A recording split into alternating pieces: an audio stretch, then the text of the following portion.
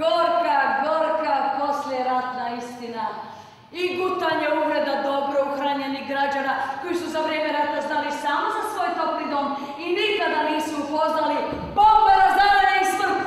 Govorim bombe, razaranje i smrt. Birokratizam.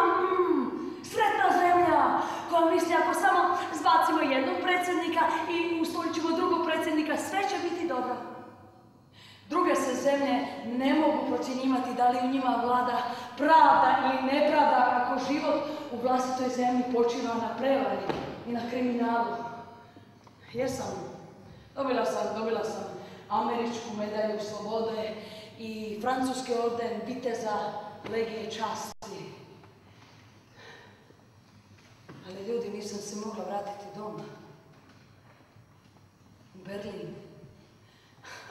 Birokratske svinje uvijek sjede iza velikih pisačih stolova. Svi zavisimo od njihove milosti, a manje više svi vojnici